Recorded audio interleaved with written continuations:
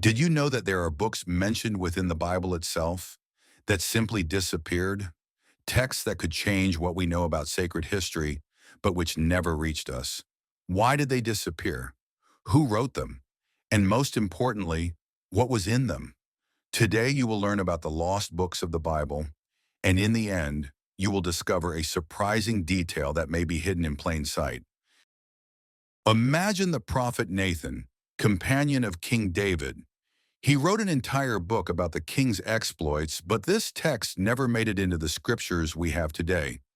On one side, the Bible we know. On the other, parallel accounts, erased by time. What would it be like to read Nathan's version of David's life? What did he see?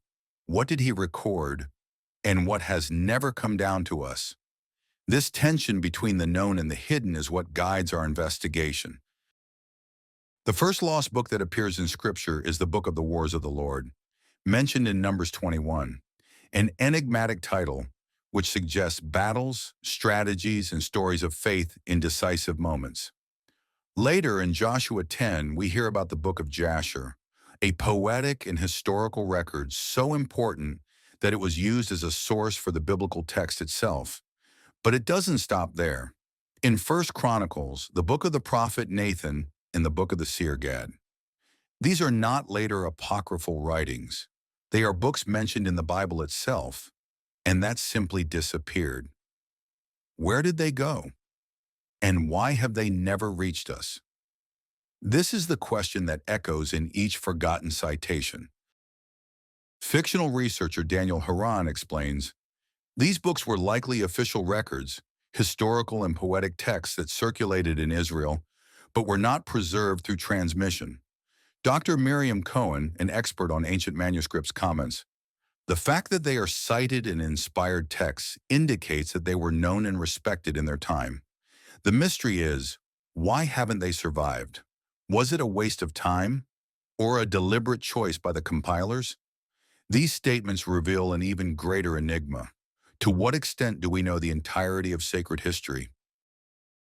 Now think, if we've already talked about Nathan, Jashar, and the Book of Wars, how many others might have existed and never been mentioned?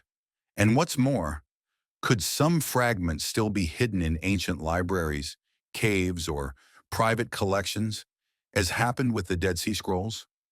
Remember, at the beginning we talked about texts that could change the way we view history. And the truth is, if even a single one of these books were found, it could shed light on episodes in the Bible that remain silent to this day. And here's the most surprising detail. One of the lost books may not be entirely lost. There are indications that fragments of the Book of Jashar circulated during the Middle Ages, and that some of it may have come down to us in the form of fragmented copies. If this is true, then perhaps we are not dealing with books erased forever, but rather with scattered pieces waiting to be rediscovered.